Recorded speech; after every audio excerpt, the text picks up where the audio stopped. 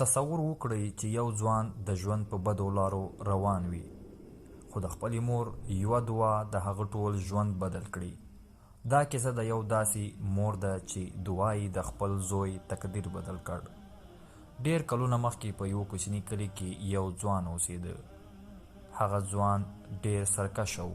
د خلکو خبره یې نه منله او اکثر وخت به یې د غلطو خلکو ملګرتیا کوله. د کلي خلکو به تل د هغه مور ته ویل ستا زوی په بدو لارو روان دی، که همداسې روان وي نو راتلونکی به یې خراب شي. خو د هغه مور به یوازې مسکی شوه او وبه یې ویل زه پوهیږم چې زما زوی به یوه ورځ بدل شي، ځکه چې زه هره شپه د الله نه د هغه لپاره دعا کوم. هره شپه به هغه مور د شپې په تیاره کې راپاڅېده، لاسونه به یې پورته کړل او وبه یې ویل یا الله زما زوی ته سمه لار وښیه، د هغه زړه نرم کړه او هغه د ښه انسان په توګه بدل کړه. ورځې تېرېدې، میاشتې تېرېدې، خو هغه ځوان لا هم بدل نه شو. یو ماښام هغه ځوان له خپلو ملګرو سره له کلي نه بهر و.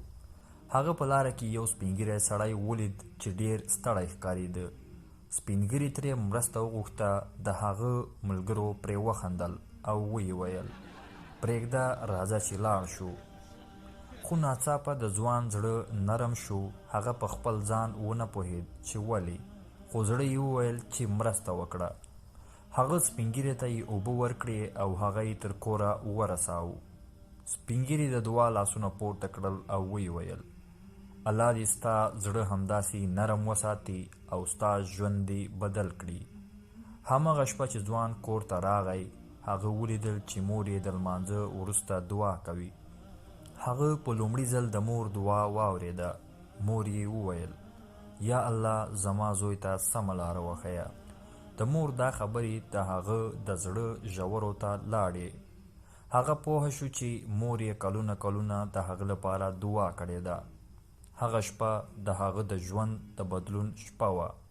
له هغې ورځې وروسته هغه ځوان ورو ورو بدل شو. بدې ملګرتیاوې یې پرېښودې او د خلکو مرسته یې شروع کړه. د کلي خلک حیران شول. هغه ځوان چې یو وخت به یې ستونزې جوړولې، اوس د خلکو مرسته کوي. او دا ټول د یوې مور د دعا برکت و. کله کله د مور دعا داسې ځواک لري چې د انسان تقدیر بدلوي. نو که مور مو ژوندی وي قدر یې وکړئ، ځکه چې د هغې دعا ستاسو د ژوند تر ټولو لویه شتمني ده.